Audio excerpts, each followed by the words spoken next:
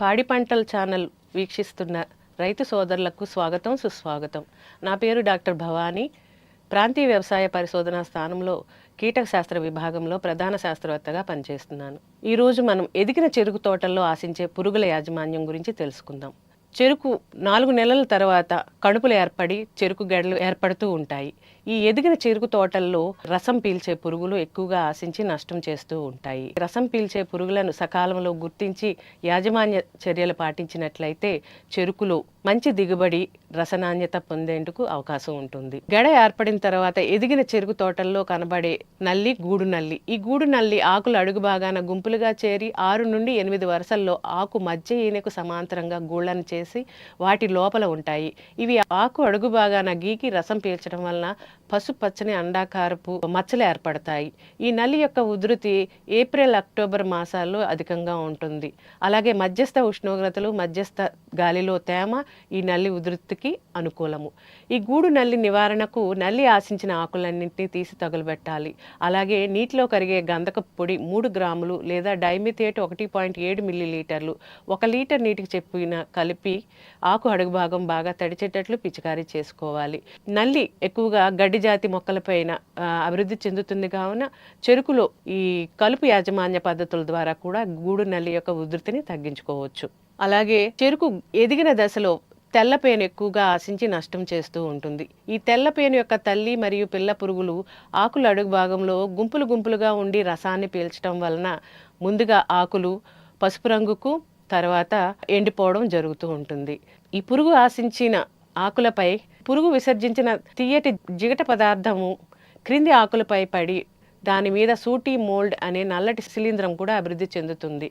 ఈ తెల్లపేను నివారణకు ఆరోగ్యవంతమైన తోటల నుంచి మాత్రమే విత్తనాన్ని సేకరించాలి. అలాగే విత్తనపు ముచ్చెలను మలాథియాన్ లేదా డైమిథియేట్ 2 మిల్లీలీటర్లు 1 లీటర్ నీటికి చెప్పిన కలిపి లేదా ఇమిడాక్లోప్రిడ్ 600 FS 1 మిల్లీలీటర్కి కలిపిన మందు ద్రావణంలో విత్తన శుద్ధి చేసి నాటుకోవాలి.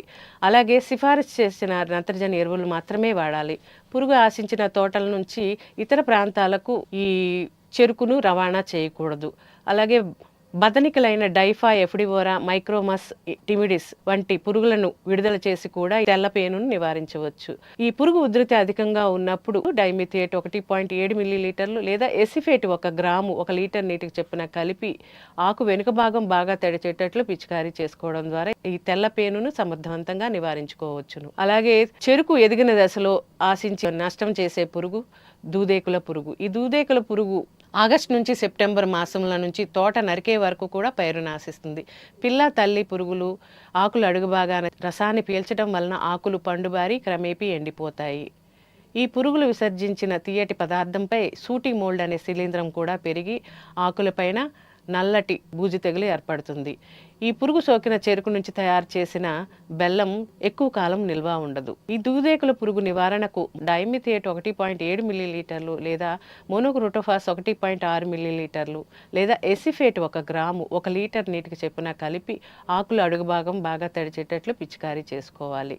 అలాగే ఎపిరికేనియా మెలనోల్యూకా అనే గ్రుడ్డు కోశస్థ దశ పరాన్నజీవి దాని యొక్క సంఖ్య ఎక్కువగా ఉన్నప్పుడు దూదేకుల పురుగు నివారణకు ఎటువంటి రసాయనిక పురుగు మందుల పిచికారీ అవసరం ఉండదు.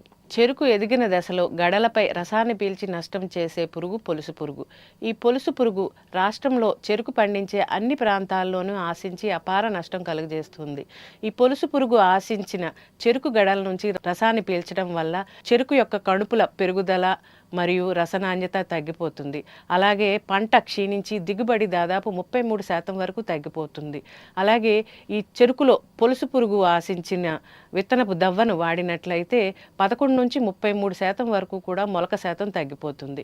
ఈ పొలుసు పురుగు ఎక్కువగా అధిక ఉష్ణోగ్రత, గాలిలో అధిక తేమ ఉన్న జూలై నుంచి సెప్టెంబర్ నెలల మధ్య ఎక్కువగా అభివృద్ధి చెందుతుంది. అలాగే సెప్టెంబర్ మాసం నుంచి కురిసే తేలికపాటి వర్షాలు, తేమతో కూడిన వాతావరణము, వర్షాభావ పరిస్థితులు, నీటి ఎద్దడి పరిస్థితులు ఈ పొలుసు పురుగు అభివృద్ధికి దోహదపడతాయి.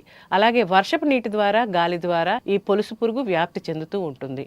ఈ పొలుసు పురుగును సమగ్ర యాజమాన్య పద్ధతుల ద్వారా నివారించుకున్నట్లయితే ఈ చెరుకులో ఈ పొలుసు పురుగు వల్ల కలిగే నష్టాన్ని సమర్థవంతంగా నివారించుకోవచ్చు. ముందుగా ఈ పొలుసు పురుగు నివారణకు పొలుసు పురుగు ఆశించని విత్తనపు ముచ్చులను మాత్రమే విత్తనంగా వాడాలి. అలాగే పొలుసు పురుగు సోకిన విత్తనాన్ని వాడేటప్పుడు నాటుటకు ముందుగా డైమిథియేట్ 2 మిల్లీలీటర్లు లేదా ఇమిడాక్లోపిడ్ 600 FS 1 మిల్లీలీటరు కలిపిన మందు ద్రావణంలో 15 నిమిషాలు ముంచి నాటుకోవాలి.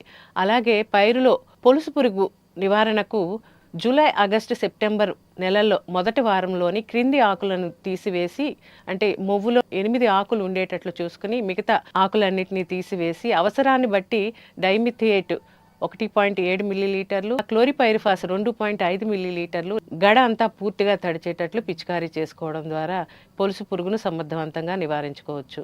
ఈ విధంగా చెరుకు రైతులు చెరుకు నాటినప్పటి నుంచి చెరుకు నరికే వరకు ఆశించి నష్టపరిచే ఈ చీడపీడల నివారణకు సమగ్ర యాజమాన్య పద్ధతులు పాటించడం ద్వారా చెరుకులో అధిక దిగుబడి, రసనాణ్యత పొందడానికి అవకాశం ఉంటుంది. ఈ సమగ్ర సస్యరక్షణ చర్యలు లోతైన కాలువల్లోని పైపాటుగా చెరుకు ముచ్చులను నాటడం, అలాగే విత్తనపు ముచ్చులను విత్తన శుద్ధి చేయటం, ఈ విధంగా చెరుకు పండించే రైతులందరూ సమగ్ర యాజమాన్య పద్ధతులైన చెరుకు చెత్త కప్పడం, ఎండుటాకులను తీసివేయటం, అలాగే గ్రుడ్డు పరాన్నజీవి అయిన ట్రైకోగ్రామా కిలోనిస్ని చెరుకు నాటిన 20 రోజుల నుంచి చెరుకు నరికే వరకు కూడా ఈ ఆశించే పీక పురుగు మరియు కాండం తొలిచే పురుగుల నివారణకై విడుదల చేయడం, అలాగే ఎప్పటికప్పుడు చెరుకులో క్రింది ఆకులను రెలచివేయటం, తోటలు పడిపోకుండా నిలగట్టడం, సరైన సమయంలో సిఫారసు మేరకు ఎరువులను వేసుకోవడం, ఆలస్యంగా నత్రజని ఎరువులు వేయకుండా సరైన